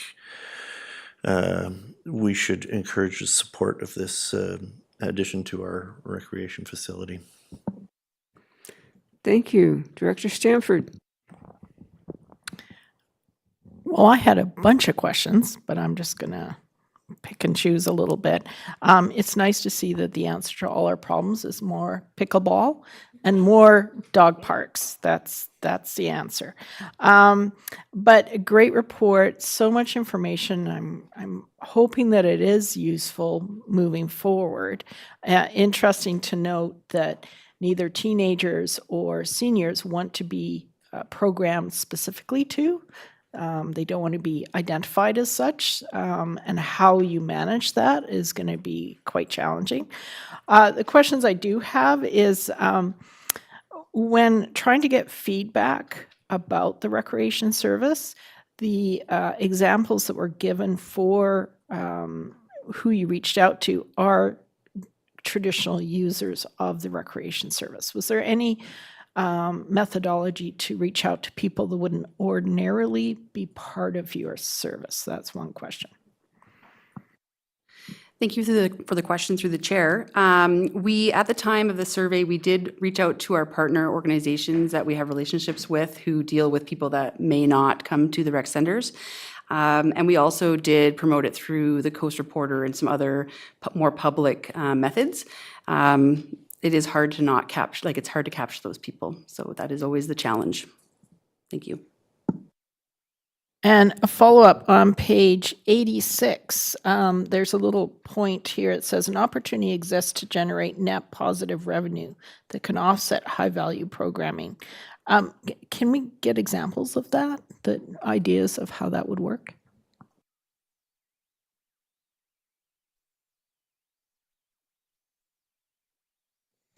Thank you, Director Stanford. I didn't print off the report again, so your page 86 is not necessarily mine. So I'm just wondering if you can tell me if there's a page on the actual report as well. It's the title is A Benefits-Based Approach to Delivering Recreation Programming. 16 of the report. 16 of the report. Thank you. I'll get there.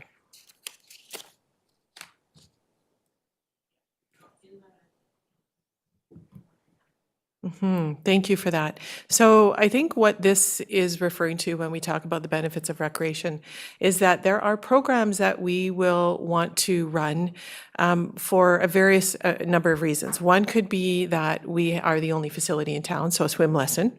But those are also, grassroots children related, lifelong skill related. And so those are the ones that we definitely want to be in the game of, and often may need to subsidize because of, the user group or the number of children that can be in a swim lesson at one time, versus those programs that perhaps are more specific in nature, mainstream in nature, or even for a very specific user group, like let's pick, or trendy, let's pick Zumba was trendy for a while, and hits a very specific target user group, maybe more adult-like, and so those aren't necessarily the programs that we want to subsidize at a level. So maybe those are the ones that can actually generate a net revenue that could contribute to the subsidization of those programs that meet the key benefits. So it is really speaking to the balance that we take in our rec programming, not only in terms of the demographics that we serve, but in the level of benefit and public good versus specific user groups. So I hope that answered your question. Thank you.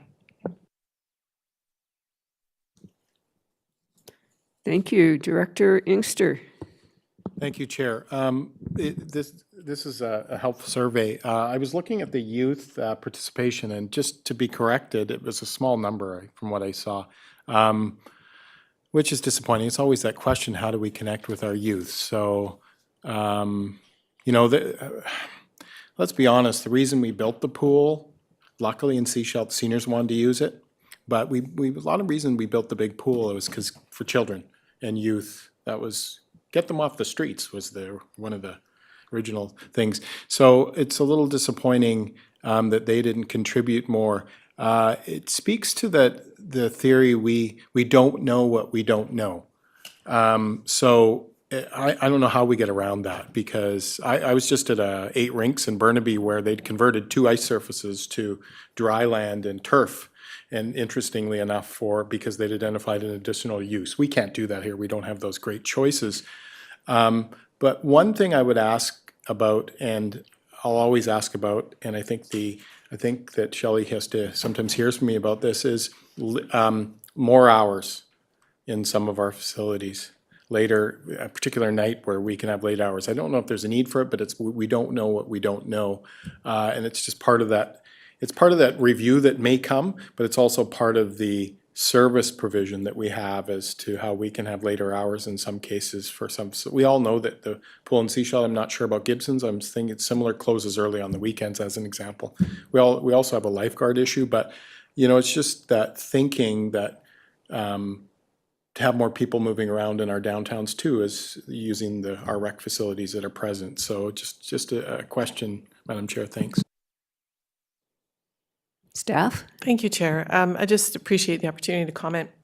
So I think there's some different ways of looking at it too, in that, as you saw in this report, there are ways that the SCRD provides programs. Sometimes we actually deliver the programs ourselves. Other times we support organizations that do it. And the other way is that we rent our facility to organizations that do it. And I would suggest that there's a lot of really good organizations in the community that serve youth. We also serve youth through a community organization that rents space at the GAC. So we don't necessarily deliver a lot of direct youth programming, which is why you might see participation rates lower, is because that's in regards to direct service provided by the SCRD. Plus, youth tend to engage in a lot of organized events, organized sports, and so there's a lot of uptake there. But Director Inkster, his point is well taken in terms of the types of facility too. Youth tend to get engaged in, they love dry land, right? A big field house, that sort of thing, and we don't have that here. So they participate at community gyms and in some of the programs that are offered by organizations in the school district gyms. So I would say that our youth, there's lots of opportunity, maybe just not directly provided through the SCRD, but we are looking for ways, and this survey was a great way of finding out kind of what do youth want to do, and there was direct outreach to the youth as part of this study, which is a great tool that we'll continue to use in years coming, is going back out with the survey tool, using it as a benchmark to see if we've been able to make improvements in the delivery of programming. Thank you. Yes, and I was interested to note that the most popular recreation activity for youth was mountain biking. So, Director Stanford. Yes, I think much along the lines as we just mentioned, is that this is an outline of statistics. We can see there's challenges with recreation. It's not just to the Sunshine Coast, but recreation services are changing based on how society's changing quite quickly right now. And it's the same as how libraries have been able to respond or not respond to the changing needs. I think this report, like you mentioned, it gives us a long-term tool, and we can keep going back to it to say what new ideas fit into this, and how do we respond to changes in society that are actually moving quite quickly right now, and we couldn't have predicted where we would be today 5 years ago. It's very different. So thank you. Thank you. Director Inkster, are you residual or are you back? Just an additional question to that. I guess the provision of services that includes outside groups that rent our facilities, I'm assuming then that and once again, part of the maybe future review is that some of our facilities will do now and will maybe in future have outside doors, so external doors to the buildings. And a lot of them do for fire, but I'm assuming that's how you encourage these groups, is to have external doors in which those parts of the building are shut, or are specific to those groups without access to the rest and the needing of staff and such. So I'm just assuming, thinking out loud, Madam Chair, that that's something that I hope we have in all our facilities. Thanks. I hope we have doors too. Any comment from staff? Sure. Thank you, Chair. If I'm inferring, it's really, I believe you're talking to the spaces that we perhaps rent out to external groups, and those particular spaces are dedicated. We have external renter groups. Those spaces actually have external doors. Thank you. Okay. I think we're done. I'm not seeing any further questions. We have no motions we've received the report, so thank you very much for this report. And I'm going to move on to the next item on our agenda, which is the MRDT and the Regional Housing Coordinator. And I note that we have the Regional Housing Coordinator in the gallery, in our virtual gallery. But who is up? Oh, it is the virtual GM Hall. Welcome, GM Hall. Thank you, Chair.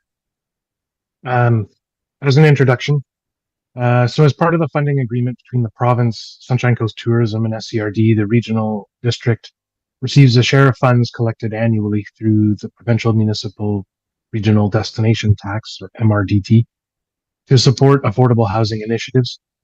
Plans for activities must be submitted and approved by the province annually. This report seeks direction on plans for the 2025-2026 budget cycle. The preliminary estimate for revenue share in that cycle is of $105,000. As noted in the report, a placeholder plan has been submitted in order to conform to the late November provincial deadline, but can be updated, and that placeholder is attached to the report. As well, staff have provided recommendations based on a review of prior activities and staff-to-staff dialogue with municipal partners. Direction provided today, by way of the recommendations presented or amended, it can be integrated into a report for round 2 budget. And this is a similar approach as to that we've used in the past, given the interesting interface between the 2 budget cycles. And happy to answer any questions. And as you noted, Chair, we do have the Regional Housing Coordinator in the gallery if there are questions that are specific to that, although the scope of the report in front of you is mostly related to the future plan. Thank you.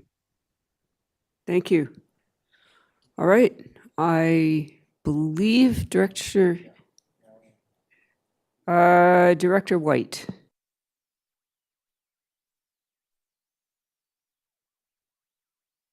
Here we go. Audio's on. Jumping in a little earlier here than I thought because of that residual. I do really appreciate the recommendation talking about providing long-range planning, grant and policy support to local governments related to affordable housing. I think these are funds that for MRDT funds. These are not just flow-through funds to nonprofits. These are funds that go to local governments in all communities that collect the MRDT. And it's really important that they kind of, the way the funding is spent is in support of what we're trying to do with our own strategic priorities for housing. So I like that kind of sharpening of what the work with the regional housing coordinator should look like. And I appreciate the housing coordinator has been doing a lot of work with our local governments, with our staffs, and I think the town of Gibson's has discussed this item when the terms of reference for the housing action table came to us, and we're really looking to kind of sharpen those points too, to make sure we're getting the most of the funding. So we might. I understand there'll be a budget proposal coming, a report. Totally support it, and we'll probably have more input at that time. And I know there's some staff-to-staff discussions going on, which is great. Thank you. Director Toth. Thank you, Chair. I'm just looking for a little bit of clarity that, sorry, lost my train of thought here. The bottom of page 184 shows from last year that the funding was the $81,000, and we're looking at, call it $100,000 this year. So that 25% increase in the funding that's coming from the province, I assume translates from higher room rentals across the region from the online accommodation platforms. Are those numbers 2024 numbers that feed the $105,000, or are they 2023 numbers that feed the $105,000? And the reason I ask is because we've been hearing a lot about short-term rentals are down, governments in Seashelt and Gibsons are getting in the way of all of these short-term rentals, but this number would seem to say otherwise. So I'm just looking for the accuracy of that number. Thank you. Over to staff. Thank you for the question. The revenue share is formula based, and it is based on total tax revenues, which are based on tourism activity. Staff would need to confirm the chronology, like the period on which it is based. I don't have that information. I'm sorry. As a follow-up, so presumably accommodation vacancy rates vary, so the tax varies. So we are making an estimate based on past tax collection, I guess, is what we could say.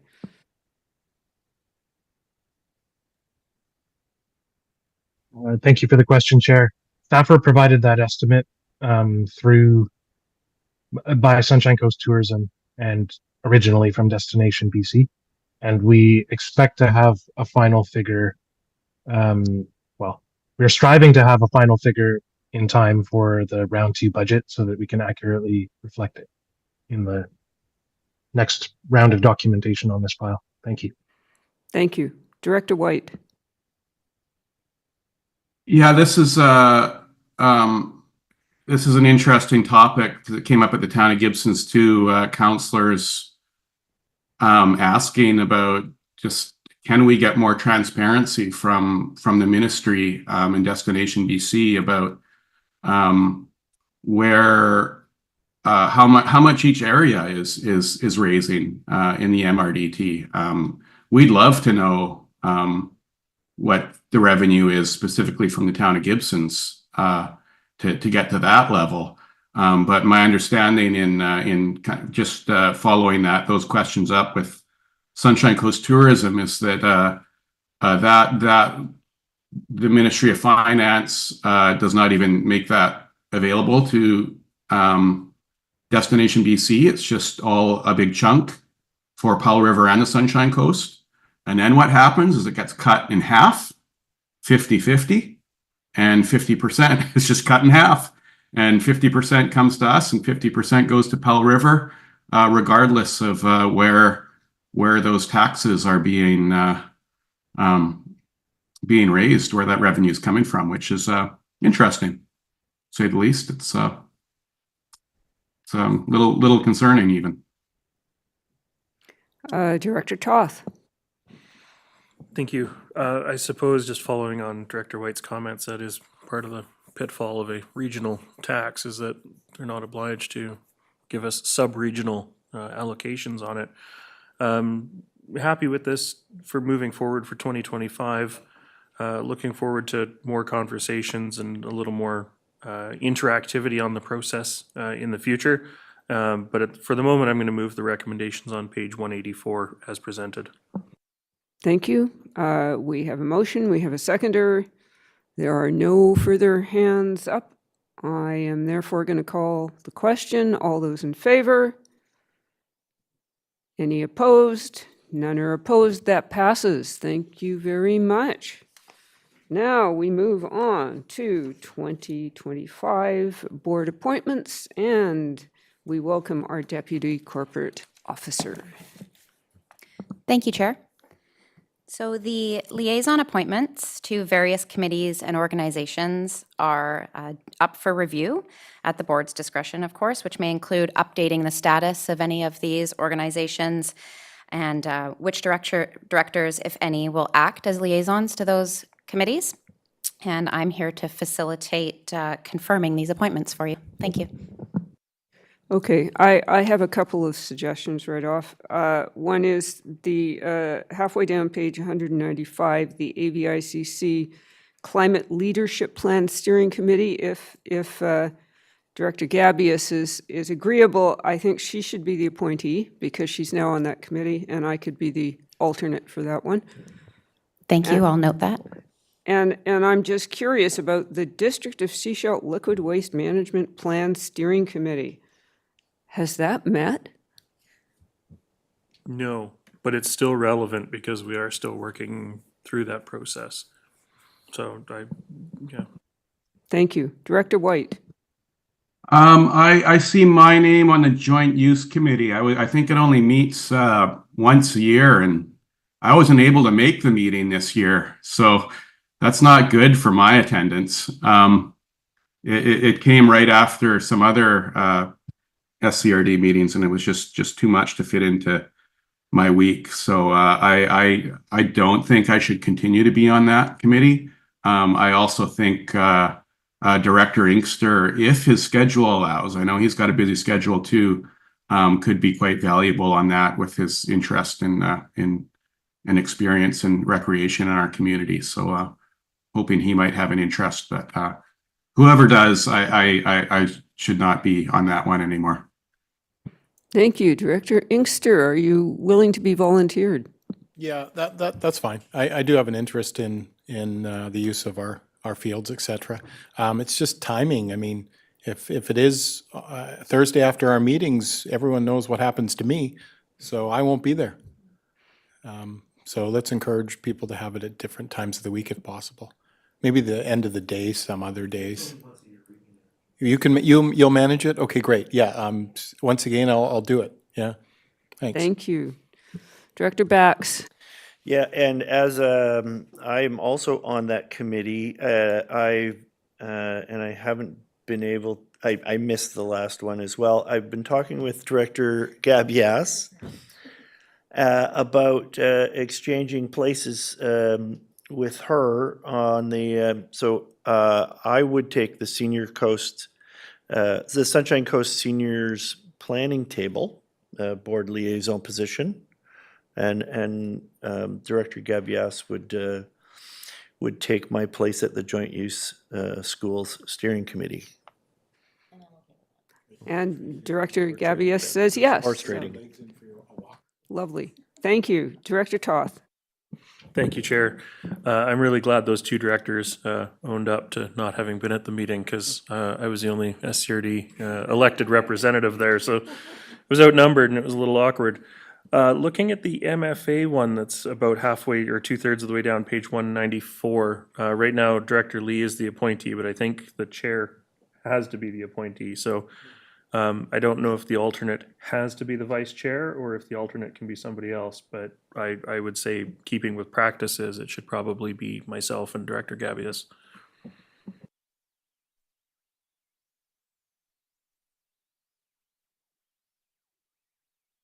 And then, yeah, just a couple below that is Island Coastal Economic Trust. And it says, board chair. So it should be me on that one as well. Thank you.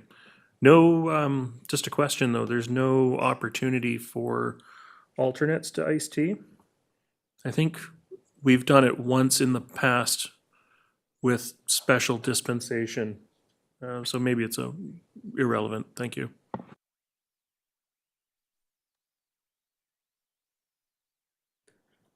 Director White? I'm trying to think of if I've seen it because I generally attend all those meetings. But I feel like that would just be a situation of the vice chair's role to replace the chair, and if the chair needs just that kind of general rule, and that would be totally accepted by ICT. My expectation. Okay, and I'm still the appointment to the Metro Vancouver Aboriginal Relations Committee. I think it's called Indigenous now. Thank you, Chair. I looked into it and I do believe it's changed to Indigenous. Right, yes. Okay. Unfortunately, they meet on Thursdays during SCRD meeting times, so I have not made one of those meetings this year. However, we all have the same problem, so I don't think that changing hats is going to solve that problem. And they don't take alternates. I looked into that before. So, any others? Director Toth. Thank you, Chair. Your Vice Chair just whispered in your ear there exactly what I was going to say. At the bottom of 195, the Sunshine Coast Chamber of Commerce needs appointees.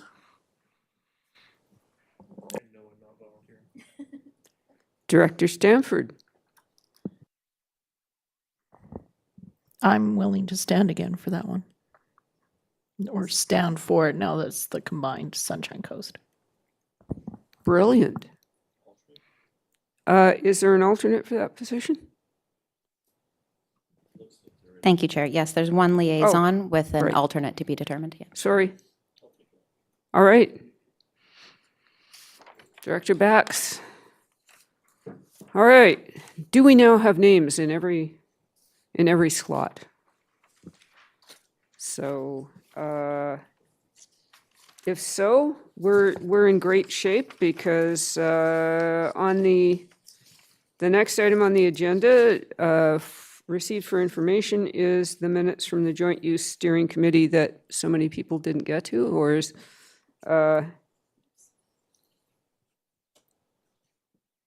oh, did we need a motion to appoint? Beg pardon. Back to the previous one. So, moved? Seconded? All right.